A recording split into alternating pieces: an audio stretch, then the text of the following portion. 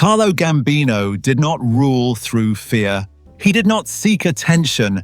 He did not end up in handcuffs or a prison cell. For nearly 20 years, he sat at the center of American organized crime while louder, more violent men destroyed themselves.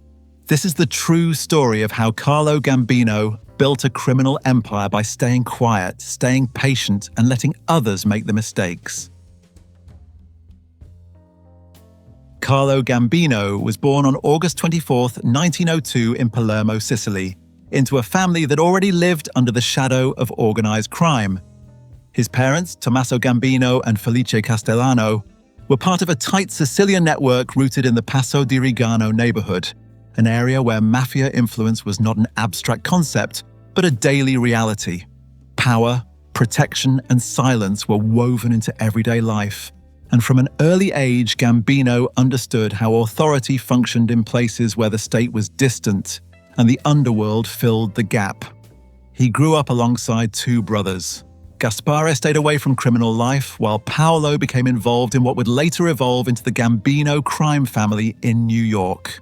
Family connections mattered in Palermo, and the Castellano side of Gambino's family already had deep mafia ties that extended beyond Sicily. These relationships placed Carlo on a path that was shaped long before he made his own choices. Sources indicate that Gambino was inducted into the Sicilian mafia as a teenager. There are no surviving records that describe the ceremony or the exact timing, but multiple accounts agree that he was formally connected before leaving Italy. What is clear is that by his late teens, Gambino was already trusted enough to be moved across borders, which was not done casually. Moving a made man required approval, money, and confidence that the investment would pay off. In December 1921, at the age of 19, Carlo Gambino left Sicily aboard the SS Vincenzo Florio. He did not pass through immigration in the ordinary way. He entered the United States as a stowaway, hidden among cargo, and arrived at the port of Norfolk, Virginia. At the time, illegal entry was common among mafia figures who relied on family contacts and bribery rather than paperwork. Gambino's arrival was quiet, deliberate, and carefully arranged. From Norfolk, he made his way north to New York City, where members of the Castellano family were waiting. Unlike most immigrants of the period, Gambino did not arrive alone or desperate. He had housing, employment, and protection already secured. He initially worked for a small trucking firm owned by his relatives, a legitimate business that provided cover and income while also serving mafia interests along the Brooklyn waterfront. By the end of 1921, Carlo Gambino was no longer a Sicilian youth from Palermo. He was part of a transplanted criminal network operating inside America's largest city, surrounded by relatives who understood both sides of the law. His entry into the United States marked the beginning of a criminal career that would stretch across more than 5 decades, built on patience, family loyalty, and an early understanding that survival depended on staying unnoticed. By the time Carlo Gambino settled into Brooklyn in late 1921, he was already moving inside a world that understood who he was and why he had been sent. He lived near the waterfront, close to the trucking routes and warehouses that fed both legitimate commerce and the black market economy thriving under Prohibition. On paper, Gambino worked for a small trucking firm owned by his Castellano relatives. In reality, the job served as an entry point into a much larger operation that blended legal business with organized crime. Alcohol was the engine driving everything in New York during the 1920s, and Gambino was pulled into it quickly. Prohibition created demand, and men like Gambino filled it. He worked as a low-level bootlegger, moving liquor, protecting shipments, and enforcing distribution agreements. He learned how product flowed through the city, how money moved quietly, and how disputes were settled before they became public problems. These years were not glamorous, but they were formative. Gambino developed a reputation for reliability and discretion, traits that mattered more than aggression in the long run. At the center of this world was Giuseppe "Joe the Boss" Masseria, the most powerful mafia figure in New York at the time.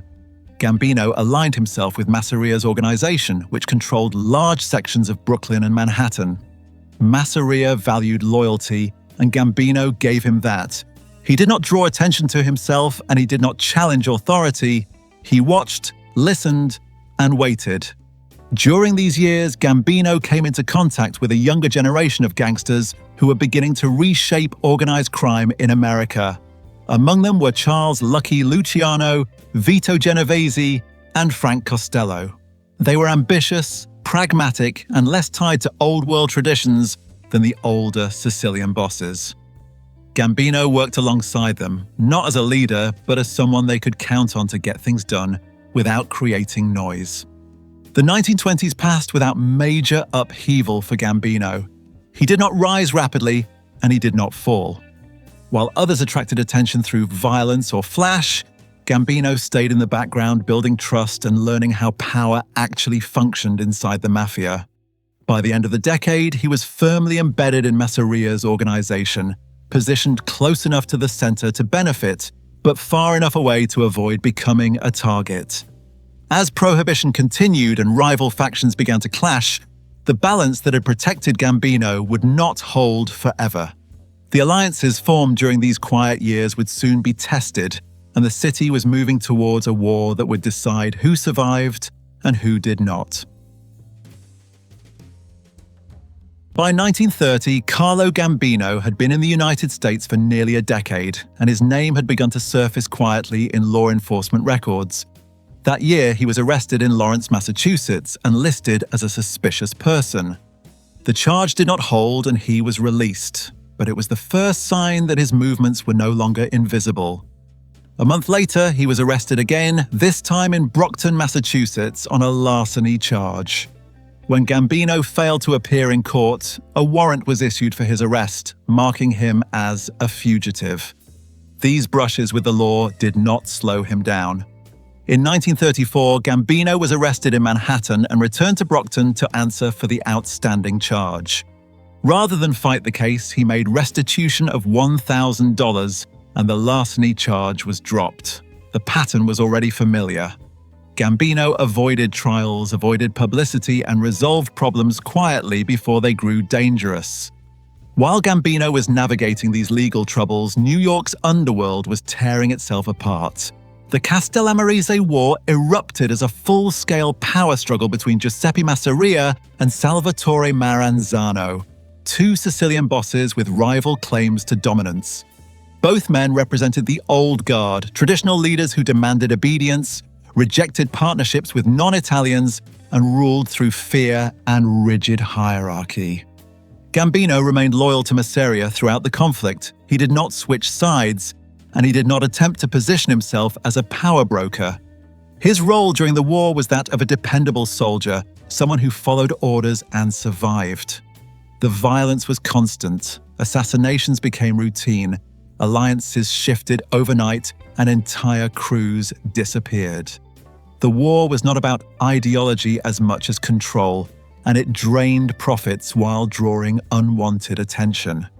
As the conflict dragged on, Masseria's position weakened. His second-in-command, Charles "Lucky" Luciano, began to see the war as bad business.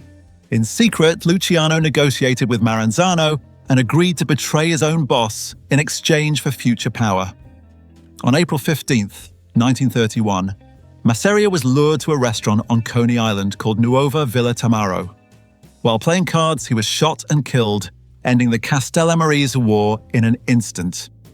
For Gambino, Masseria's death was not an emotional loss, it was a turning point.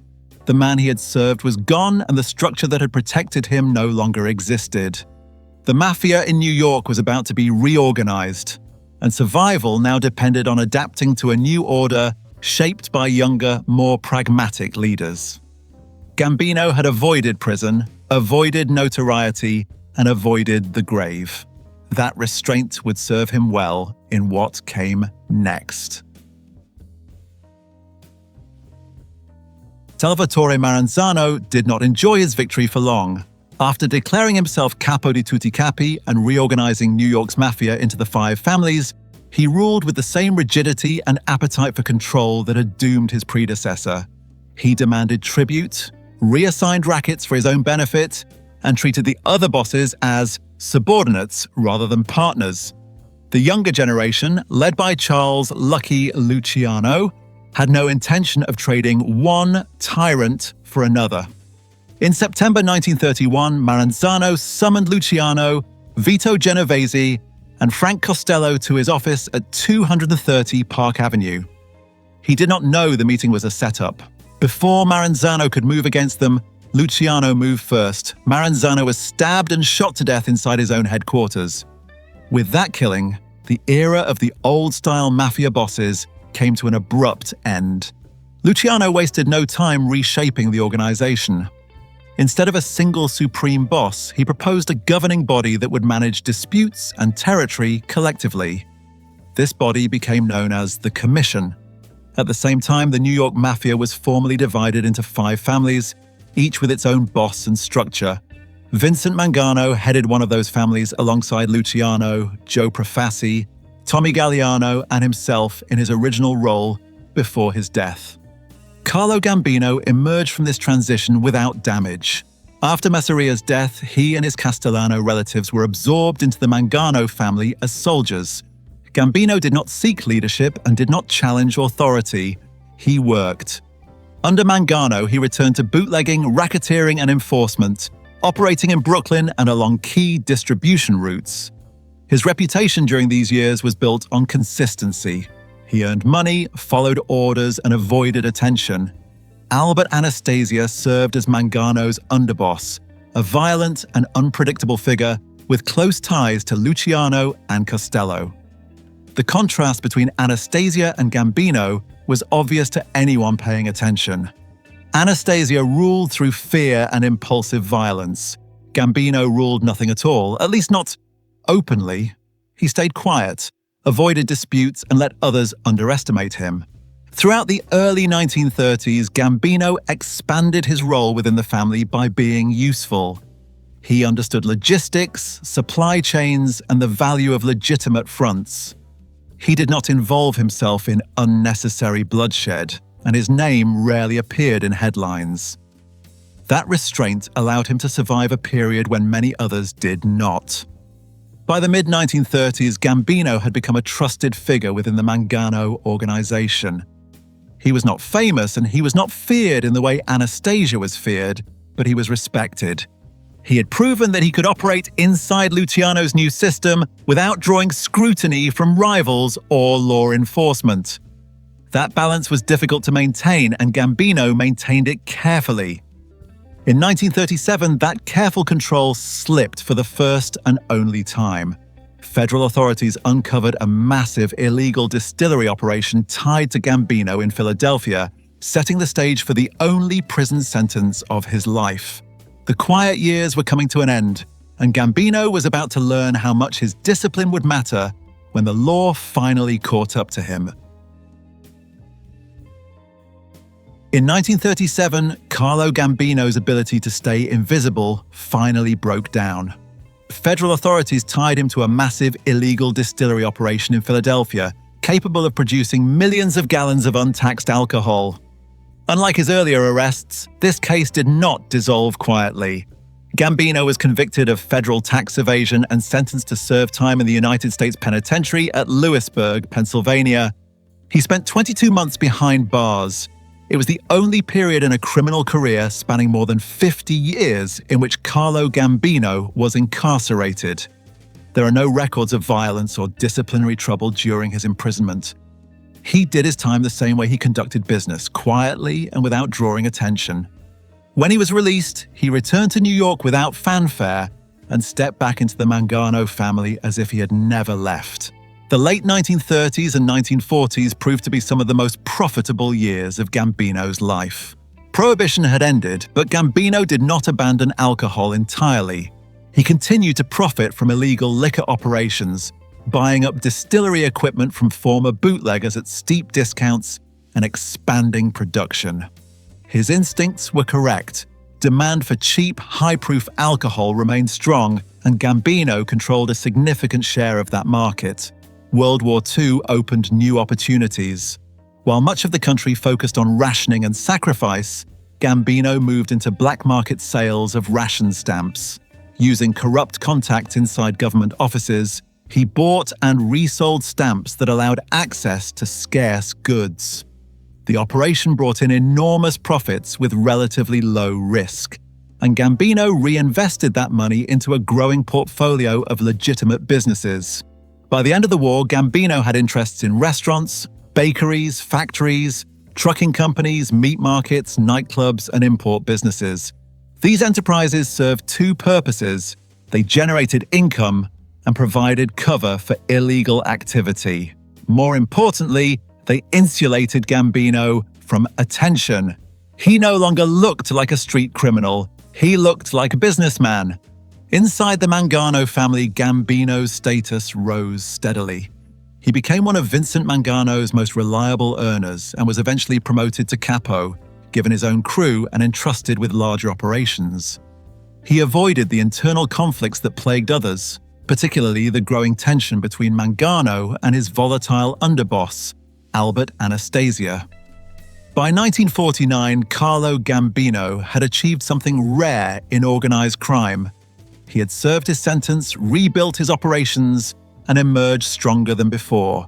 He was wealthy, respected, and still largely unknown to the public. The groundwork had been laid. The only question left was how long the balance inside the Mangano family could hold. The balance inside the Mangano family collapsed in the spring of 1951. On April the 19th, Philip Mangano, the family's consigliere and brother to boss Vincent Mangano, was found dead near Sheepshead Bay in Brooklyn. He had been shot multiple times and left in the wetlands.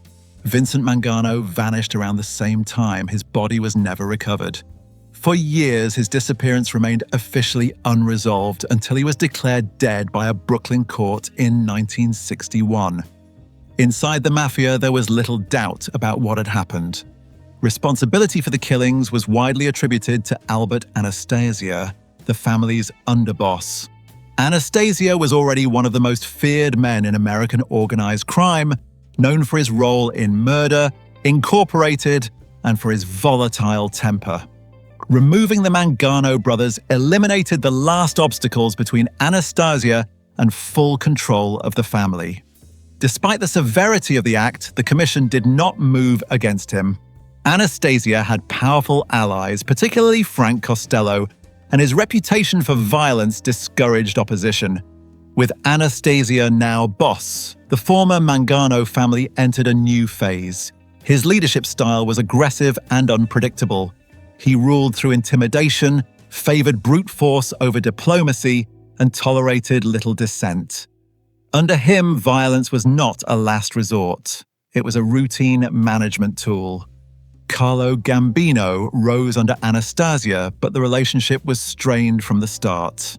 Gambino became one of Anastasia's key lieutenants, valued for his earning power and organizational skill. At the same time, Anastasia treated him with open contempt. He sent Gambino on menial errands, berated him in front of others, and on occasion threatened him physically. To many observers, Gambino appeared weak, submissive, and eager to please. That perception was misleading. Gambino absorbed the insults without protest and never challenged Anastasia openly. He continued to expand his operations, bringing in money from trucking, waterfront rackets, and business fronts that were far removed from Anastasia's street-level brutality. While Anastasia built fear, Gambino built infrastructure. By the mid-1950s, Anastasia's behavior began to alarm other mafia leaders. His temper made him reckless, and his willingness to authorize killings without approval created instability. He also violated long-standing mafia rules, including ordering the murder of civilians who had no connection to organized crime. These actions drew unwanted attention and resentment. Gambino watched all of it carefully. He had survived Masseria, Maranzano, prison, and internal warfare by staying patient. Under Anastasia, patience was again his primary weapon.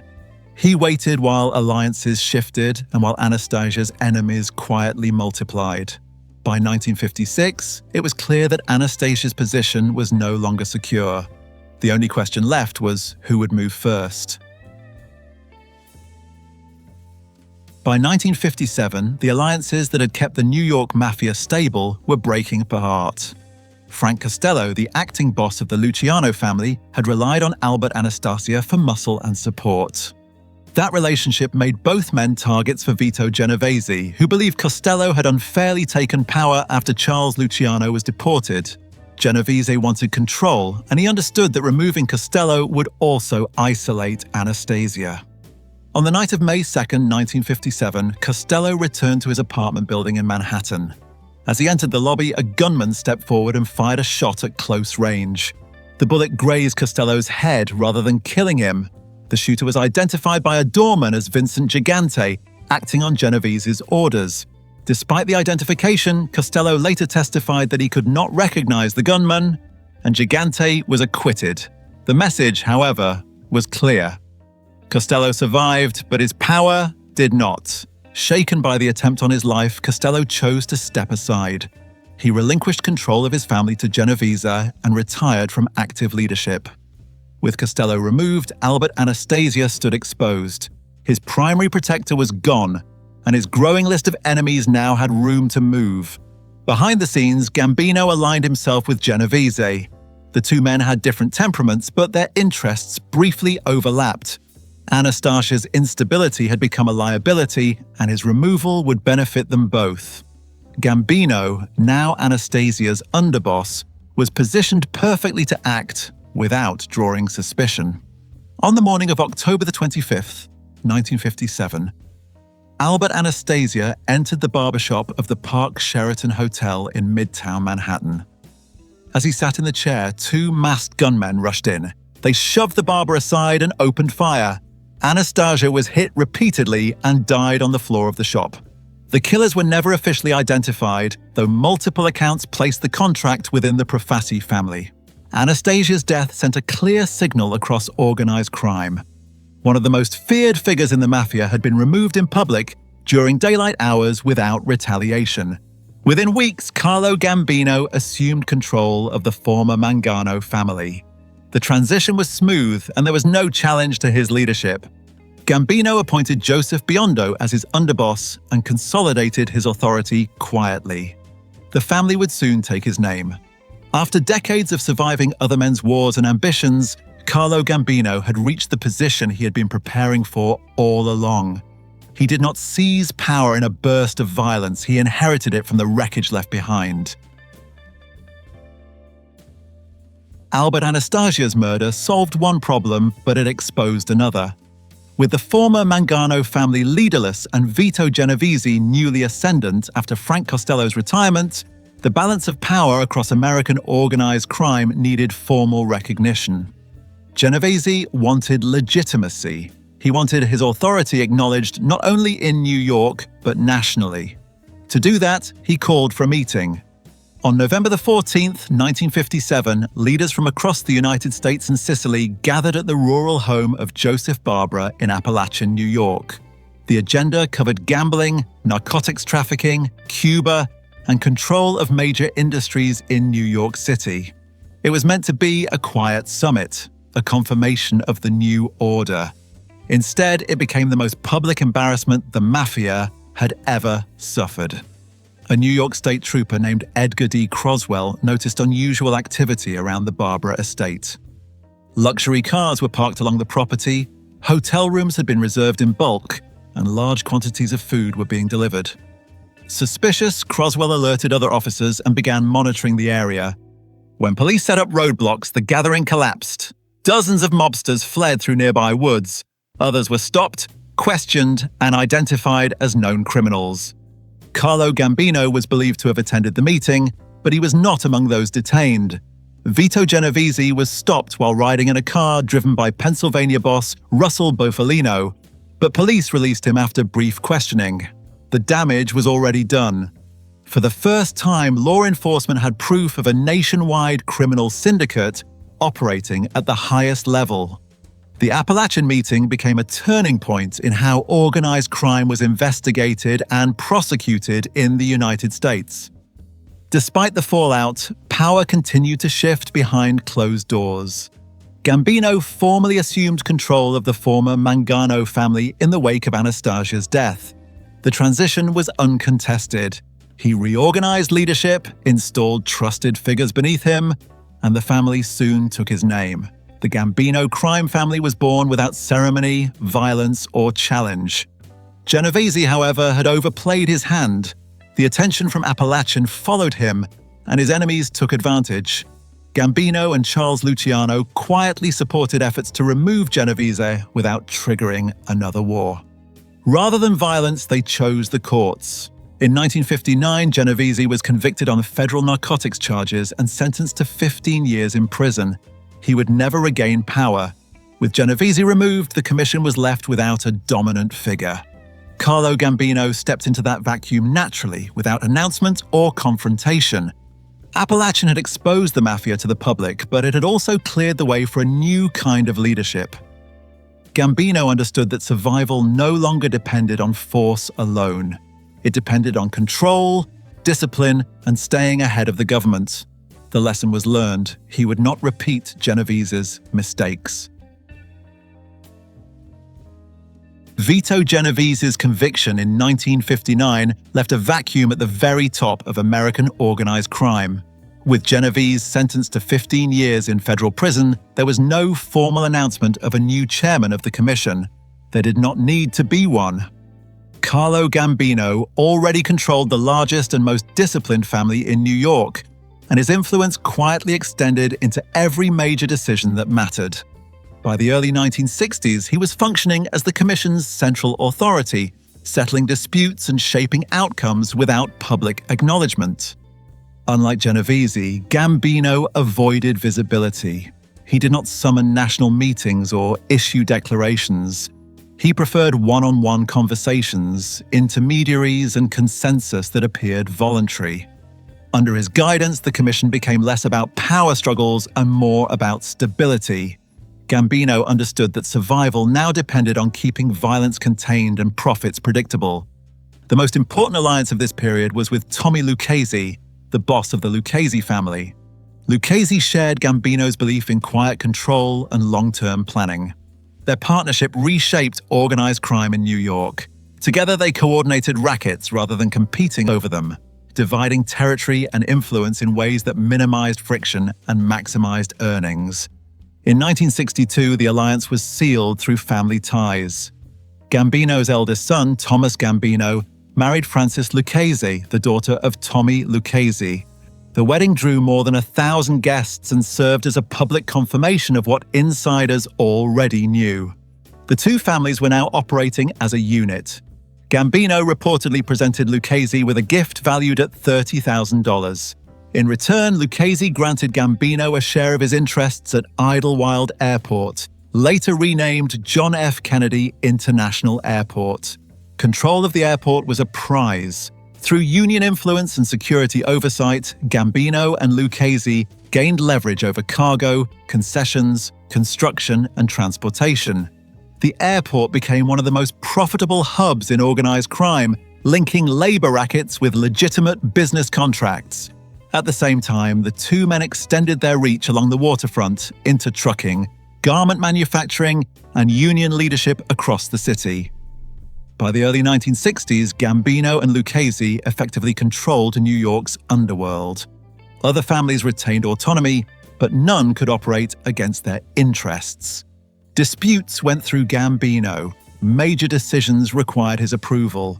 He had achieved what earlier bosses sought through force, but he did it through restraint and coordination. This concentration of power did not go unnoticed. As Gambino's influence grew, resentment followed. Some bosses believed the balance of the commission had tilted too far in his favor. By 1963, that resentment would turn into something more dangerous, and Gambino would face the most direct challenge of his career. By 1963, Carlo Gambino's position at the center of organized crime had become impossible to ignore. His control of the commission, combined with his alliance with Tommy Lucchese, left little room for rivals to maneuver. For some bosses, cooperation was the only option. For others, it was an insult. Among the most resentful was Joseph Bonanno, the head of the Bonanno family, who believed the balance of power had shifted too far in Gambino's favor. Bonanno was not alone. He found a willing partner in Joseph Magliocco, the boss of the Profaci family. Magliocco had long harbored bitterness over his treatment by the Commission and saw an opportunity to elevate his standing. Together, Bonanno and Magliocco planned a coordinated strike that would eliminate Gambino, Lucchese, and several other Commission members, including Stefano Magaddino and Frank De Simone. The goal was simple: remove the leadership and seize control before anyone could respond. Magliocco was assigned to carry out the murders. Rather than act directly, he passed the contracts to one of his trusted captains, Joseph Colombo. Colombo was expected to organize the hits and deliver the commission to his bosses. Instead, he made a calculation of his own. Colombo went directly to Gambino and Lucchese and revealed the entire plot. The response was swift and measured. There were no retaliatory killings. Bonanno and Magliocco were summoned to face the commission. Bonanno, understanding what awaited him, fled to Montreal, effectively removing himself from New York. Magliocco appeared before the commission in failing health and confessed his role. He begged for mercy and offered full cooperation. The commission spared Magliocco's life, but stripped him of power. He was forced to retire as boss of the Profaci family and ordered to pay a $50,000 fine. Control of the family was handed to Joseph Colombo as a reward for his loyalty. From that point forward, the Profaci family would be known as the Colombo family. Bonanno remained in exile for years.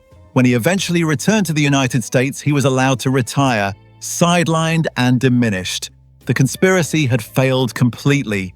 Instead of weakening Gambino, it reinforced his authority.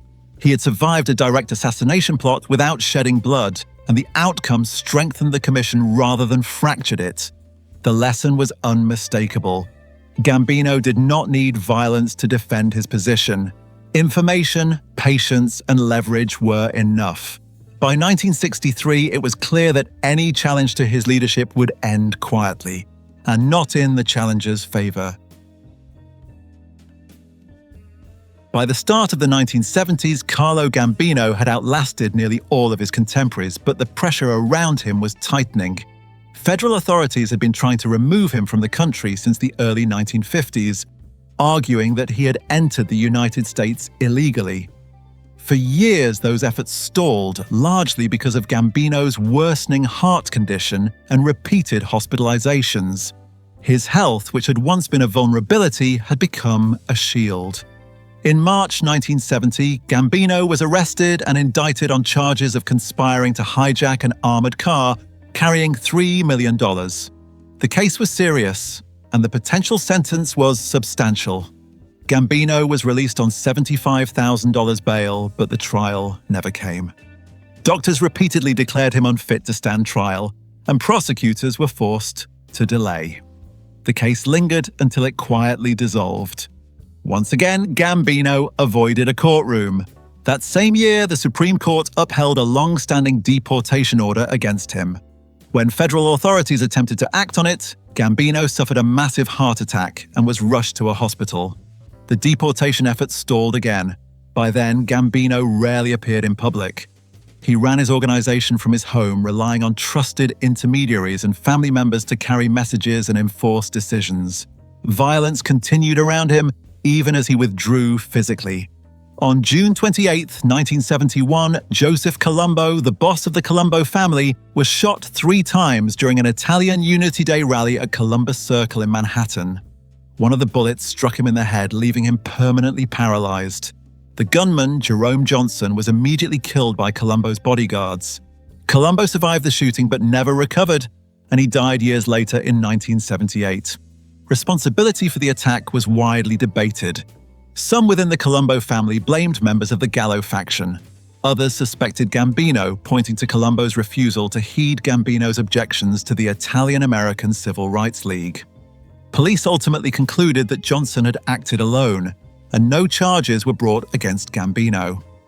The truth remained unresolved, and the shooting destabilized the Colombo family permanently. In July 1972, another message was sent, this one unmistakable. Thomas Eboli, the acting boss of the Genovese family, had borrowed millions of dollars to finance a narcotics operation. When the scheme collapsed under law enforcement pressure, Eboli was unable to repay the debt. On July 16, 1972, after leaving his girlfriend's apartment in Crown Heights, Brooklyn, Eboli was shot 5 times while sitting in his car. He died instantly. No one was ever charged in Eboli's murder. Law enforcement and underworld sources alike believed the killing had been sanctioned at the highest level. In the aftermath, Frank Thierry replaced Eboli as the Genovese family's leader, a change that aligned closely with Gambino's interests. By 1972, Gambino's world had narrowed. His health was failing, federal scrutiny was constant, and violence was now carried out entirely at a distance. He no longer needed to assert power personally. His influence was understood. Decisions were enforced without explanation. The system he had built was running on momentum alone. Carlo Gambino died in the early morning hours of October 15, 1976, at his home on Club Drive in Massapequa, Long Island. He was 74 years old. The official cause was heart disease, the same condition that had shaped his final years and shielded him from courtrooms, prison cells, and deportation orders. The night before his death, Gambino had watched a television broadcast of the New York Yankees winning the American League pennant. By morning, the most powerful figure in American organized crime was gone. His death did not come as a shock to those close to him. Gambino had been in declining health for years, frequently hospitalized and increasingly confined to his home. Even so, he continued to run the Gambino crime family until the end, issuing instructions through intermediaries and maintaining tight control over major decisions. He died the way he had lived for decades, quietly, without spectacle, and without interference from law enforcement. Gambino's wake was held over the weekend of October 16th and 17th at Cusimano and Russo Funeral Home. His funeral mass took place on October 18th at the Church of Our Lady of Grace in Brooklyn, followed by his entombment at St. John's Cemetery in Queens. Hundreds attended. Plainclothes police officers and federal agents lingered outside, watching but unable to intervene. The funeral procession moved slowly, 13 limousines followed by private cars. A final display of order rather than power. The real shock came after his burial. Against the expectations of many inside the family, Gambino had chosen Paul Castellano as his successor. Castellano was his cousin and brother-in-law, a high-earning captain known for his focus on white-collar crime and business operations. He was not the underboss. That position belonged to Aniello Della Croce, a veteran street boss respected by soldiers and feared by rivals. At the time of Gambino's death, Della Croce was serving a prison sentence for tax evasion, which made immediate resistance impossible. The commission confirmed Castellano's succession at a meeting on November 24, 1976, with Della Croce present. To maintain stability, Castellano allowed Della Croce to remain underboss, placing him in charge of traditional rackets such as extortion, loan sharking, and enforcement, while Castellano focused on corporate-style operations. The arrangement held on paper, but the damage was already done. Gambino's decisions split the family into 2 camps. One, loyal to Castellano's vision of organized crime as a business empire. The other loyal to Della Croce and the street crews who believed power had been taken from them. Gambino had spent a lifetime preventing internal war. In death, he set the conditions for one. Carlo Gambino left behind an organization that bore his name and reflected his methods. It was disciplined, profitable, and deeply entrenched. He survived every rival, avoided nearly every conviction, and died in his own bed. But his final decision ensured that his absence would be felt for years. The structure he built endured, yet the unity he maintained did not.